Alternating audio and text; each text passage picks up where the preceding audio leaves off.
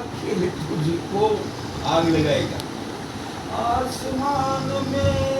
अब ये बहुत चढ़ाई उड़ने है। वाले आसमान में उड़ने वाले मिट्टी में मिल जाएगा। बहुत खुश आप। डरने वाले क्या वफा सब वाते हैं बातों का।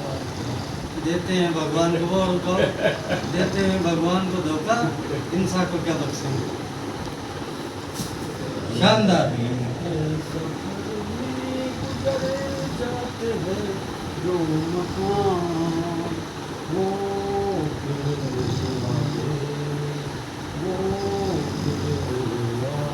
किशोर कुमार का है, बड़ा सरल सा गाना लगता है, गाते हो जब मालूम पड़ता है।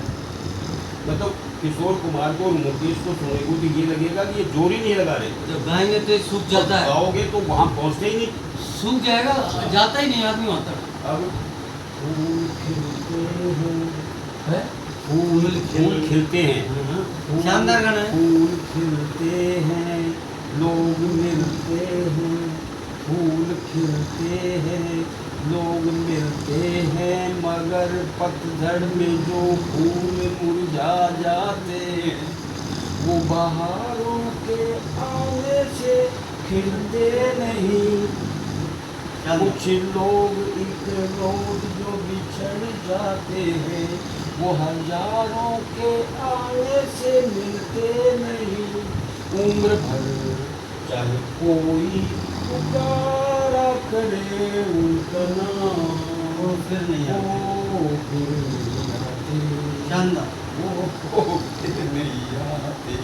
अच्छा, अब ऐसे तो बोला नहीं जाता, और हारमोनियम पर पता नहीं जरा कहाँ से आ जाता है, वो उसकी धुन में अपने आप ही आवाज निकलती है।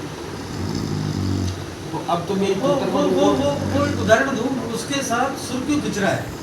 एक एडी ऊंची, एक बिना एडी का जूता पहनते हैं तो चाल खराब होती है ना, उसी प्रकार से वो चाल का काम करती है, उससे मिल जाता है, चाल का काम करती है। अच्छा, वैसे आप बोल रहे हो इधर उधर भी धुन जाती है, लेकिन वो तो आपको ट्रैक पर रखता है, वो तो ट्रैक पर रखता है। एक उसका गाना है राजेंद्र कुमार का, राजेंद्र कुमार और माला सिन्हा का, सात कली का गाना है, फिल्म का है सात कली। पिक्चर का नाम सात कली।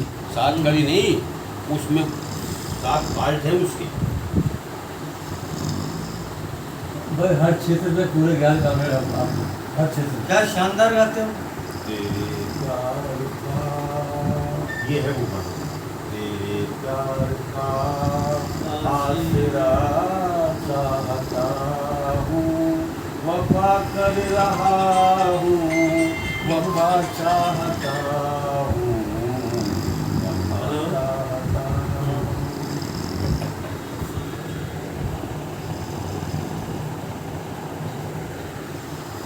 ये सार गर्भित गाने हैं।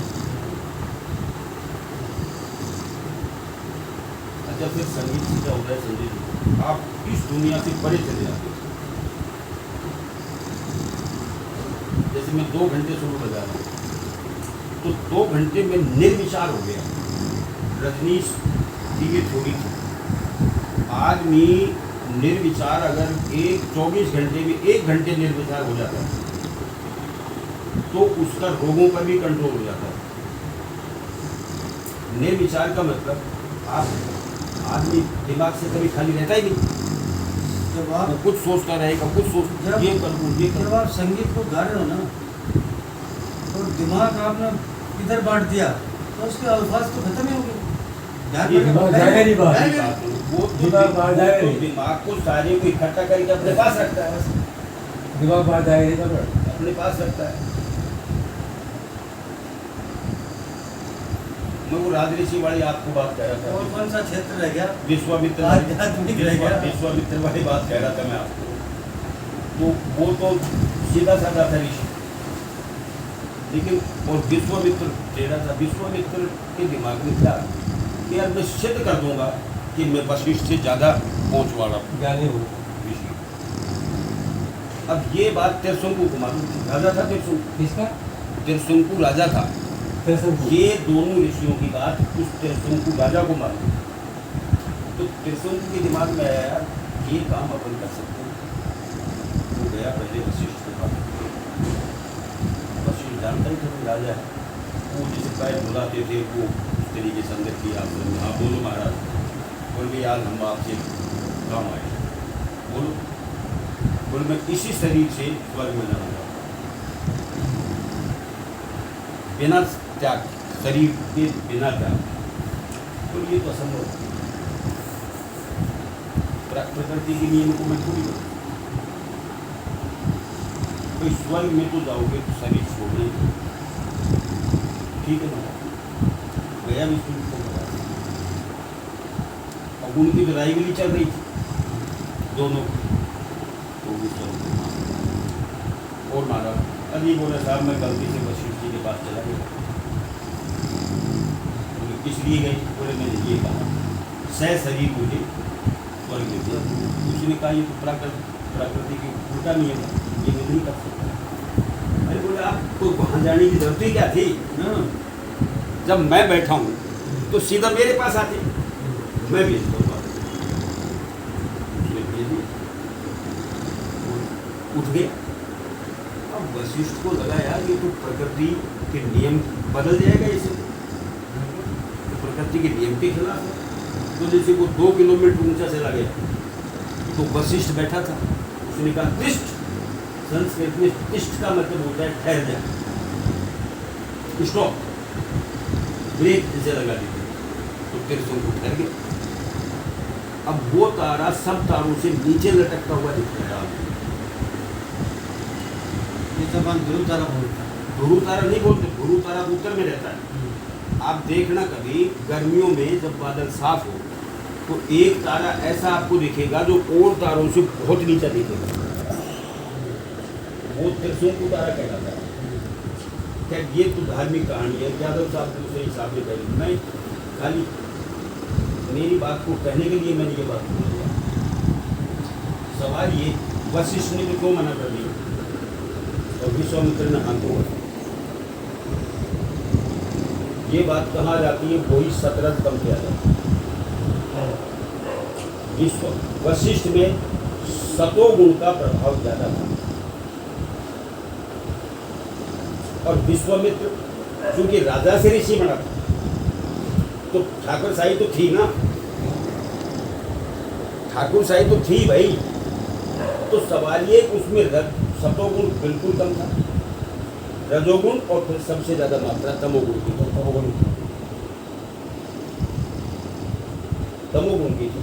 तो इस कहानी से भी हमको शिक्षा जो मिलती है वो ये मिलती है, आदमी कोशिश करे तो इन गुणों का बैलेंस पॉजिटिव कर सकता है।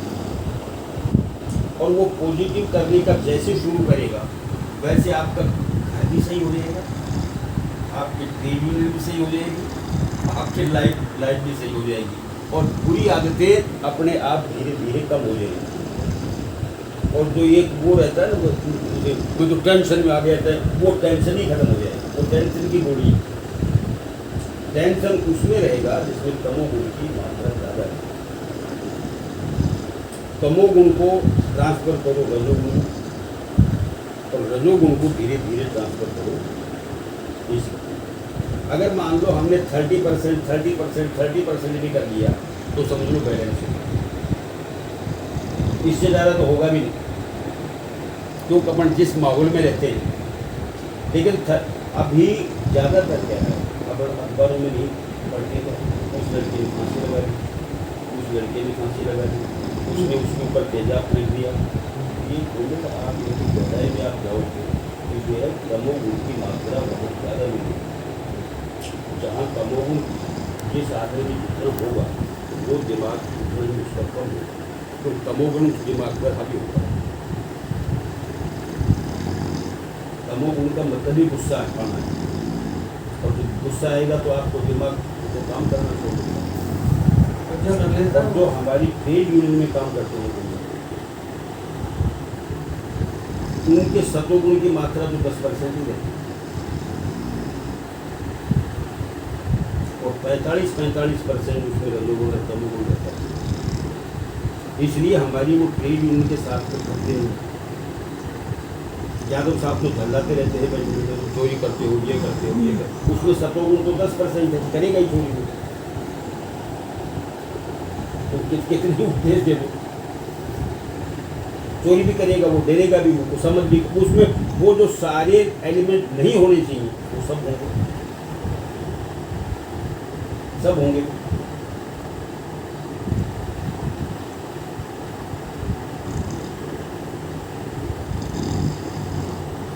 हमारी रोडवेज में कोई ऐसा इंस्पेक्टर रहा क्या जो करप्शन करता हुआ ट्रेड यूनियन कर गया है? टीम तो आपके अलवर में घनश्याम सोनी जो सबसे बुढ़ा है, घनश्याम सोनी का मैंने देखा है। घनश्याम सोनी को कभी भी एक रूट पर नहीं रखते थे,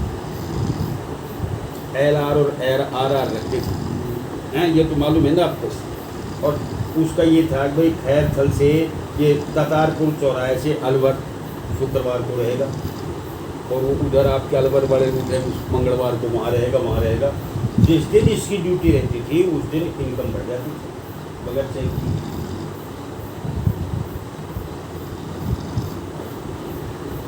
हरिओम चौक करप्शन करके लीडर नहीं रह सकता था। जयदत्त मिश्रा भी कैसा भी हो, लेकिन करप्शन तो नहीं था। बेगाराम चौधरी करप्शन करके नहीं था। और मैंने चरण सिंह को देखा कॉमेंट, अरे चरण सिंह कंडक्टर की चाय नहीं पीता था। मैं यादव साहब और चरण सिंह उसमें जा रहे, तो एक कंडक्टर साहब आ गए,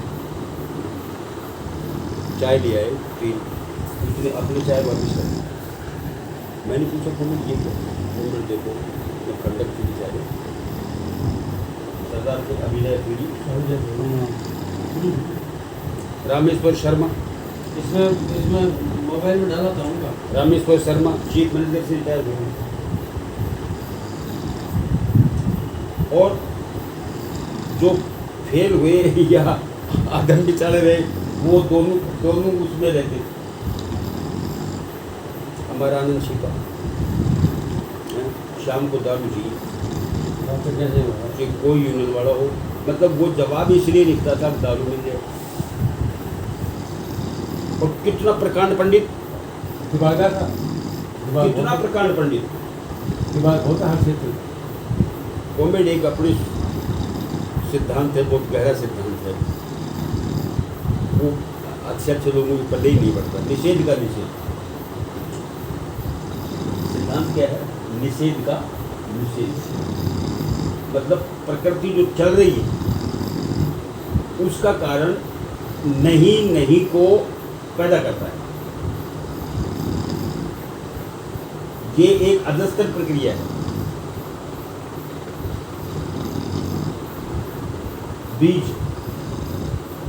बीज आप धरती में डालोगे, ठीक है, तो नई फसल तो देगा, लेकिन खुद खत्म हो गया।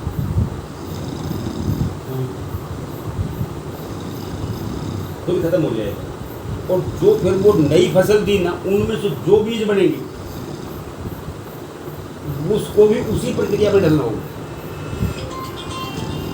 मतलब ये दार्शनिक है, ये अपने मतलब की चीज नहीं है, गहरी चीज है।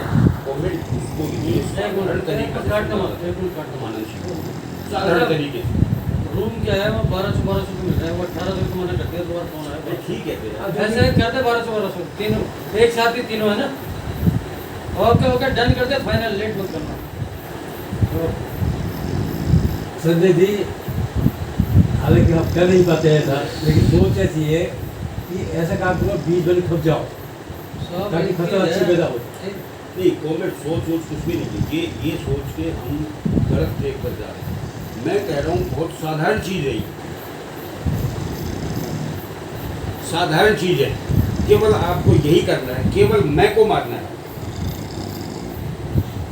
हाँ, आपने परसों बताया तो मैं मरते ही मैं आधा भी मरेगा ना, पूरा मत मारोगे नहीं, पूरा मरेगा तो मर जाएगा, बचेगा सांस लेता रहेगा। मैं तो कह रहा हूँ मैं को बलवान मत होने दो यार। तो ये आपके सतोगुण खतोगुण ये सब सही होते चले जाएंगे अपने आप। मैं है खा रही हमको, मैं खा रही है, मेरी बेइज्जती कर दी मेरे लिए, ये अरे तो है क्या यार, क्या है तू? और इसी की मैं के साथ ये झगड़ा होता है, तनाव मिलता है मैं के साथ। यूनियन में जो कुछ हो रहा है वो मैं करा रही हूँ। मुझे मालूम है अंदर से कि मेरी भी गलती होगी, लेकिन चूंकि वो मैं बैठी है ना, वो मेरे को इतना उसको कायर, क्या नाम दिया था? इतना कायर कर चुकी। इसको आपने क्या नाम दिया? आत्मालोचना, इसमें किताब में लिखी आत्मालोचना। आत्मालोचना का हमारी ट्रेड यूनियन में पहला सिद्धांत है। ट्रेड यूनियन लीडर के लिए फर्स्ट चीज अगर ट्रेड यूनियन देखो, दो चीज होती है, एक आत्मालोचना होती है, एक आलोचना होती है, एक समालोचना होती है।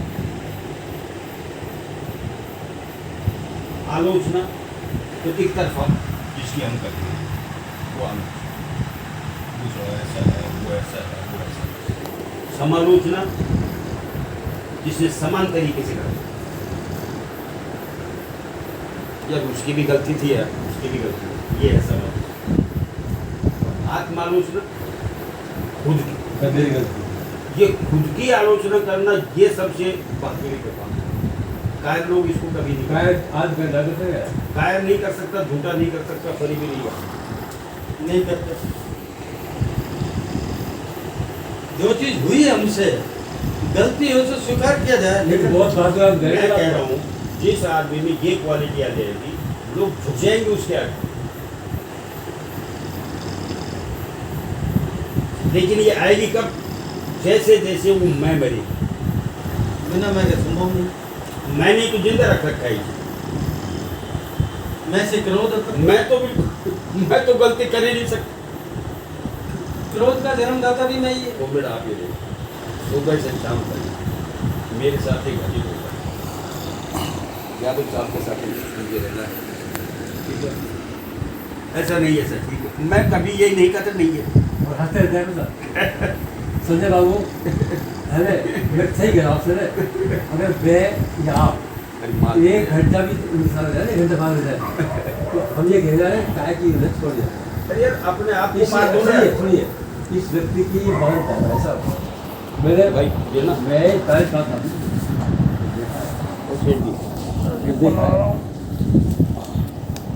यादव तो साहब साहब के इतना कह सकता हूँ मैं तो, जैसे कि मैंने 2-3 दिन से सुन रहा हूँ, आज तो बहुत ही वैसी चीज़ सुनी, पारिवारिक भी सुनी, ये भी तो हम तो मानते हैं हमारे युग के, तो आप ले लें मार्ग साहब। नहीं ये मत मानो, एक तो देखो, ये दूसरी चीज ये है, फर्स्ट तो है आत्मालोचना और दूसरा है व्यक्तिवाद।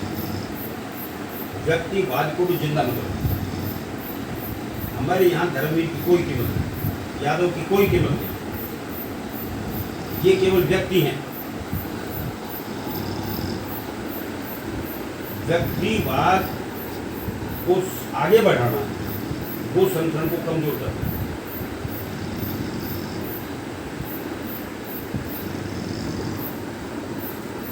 मैं बहुत बारीकी से देख रहा हूँ और मैं जानता हूँ कि उस लीडर की हैसियत क्या थी, वो आपने भी देखा है। केवल 5 दिन के अधिवेशन में उसकी तस्वीर तो बार बार स्क्रीन पर आ रही थी, लेकिन कोई लीडर 2 शब्द भी बोला था। जनरल कॉन्डोलेंस के अलावा जनरल जो श्रद्धांजलि दी, शोक प्रस्ताव आया, जनरल जो आया उसमें गुरदास का भी नाम आ गया, उसमें घनघस का भी नाम आ गया, उसमें परमार का भी नाम आ गया, सबका नाम आ गया। लेकिन संबोधन और दूसरी लिस्ट आई तो दूसरी लिस्ट में तो अरुण जेटली, सुषमा स्वराज, मतलब उसमें तो ये भी नहीं था भाई, जो भी है राजू श्रीनिवास, महाराष्ट्र का अरे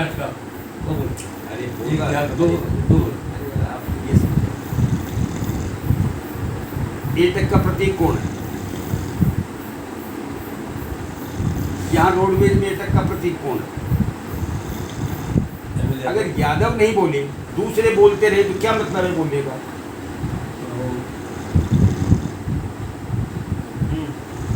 तो यहाँ हमारा जनरल सेक्रेटरी, ठीक, और कैसा जनरल सेक्रेटरी? अमरजीत कौर को क्या मानते थे गुरदास? कोई बाप भी बेटी को नहीं मानता होगा, वो मानते थे। गुरदास इसके पास ही रोता था और ये गुरदास के पास ही रोती थी। लेकिन इनके द्वारा भी अपने वो लेकिन मैं कह रहा हूँ ये लेडी इतनी अच्छे नंबरों से पास हुई, सैद्धांतिक दृष्टि से नंबर 2 इसको तो 100% इसलिए फॉलो किया। विज्ञान को फॉलो करना बड़ा मुश्किल है, जिसकी बात हम चले जाते हैं बिल्कुल भावना में, भागते हैं भावना में, भागते हैं भावना में। ठीक है ना भाई, लगा रखा है ना सारा प्रोजेक्ट, 5 दिन तो दिखा है ना दूंगा। गुरदास दास गुप्ता नगर भी लिखा हुआ है ये मेन गेट पे। इससे आगे क्यों नहीं चर्चा हुई, कोई व्यक्ति पूछा, मतलब इसको आप माइनस पॉइंट सेंस में मत लेना। नहीं। मतलब बड़ा उदार, मैं कह रहा हूँ ये कोई बिरले ही ऐसे उदाहरण मिलेंगे, बिरले।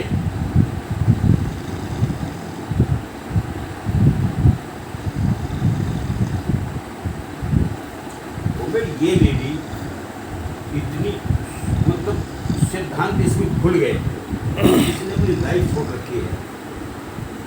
इसके बच्चे हैं, पति भी है, सब जिंदगी में जिसको बच्चों की शक्ल देखे महीनों हो जाते हैं, पति से मिले हुए महीनों हो जाते हैं, और आज से नहीं, हम वर्षों से। ए बी वर्धन साहब ने सेक्रेटरी बनाया था इसको, वो बात है 96 में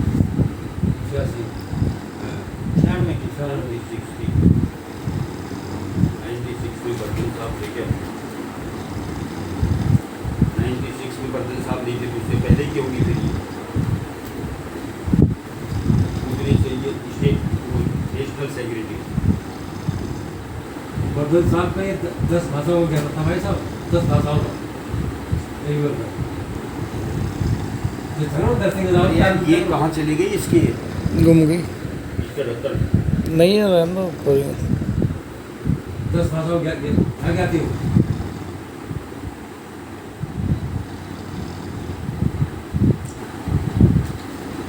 जब हम बात समाजवाद की करते हैं तो व्यक्ति का क्या हिस्सा,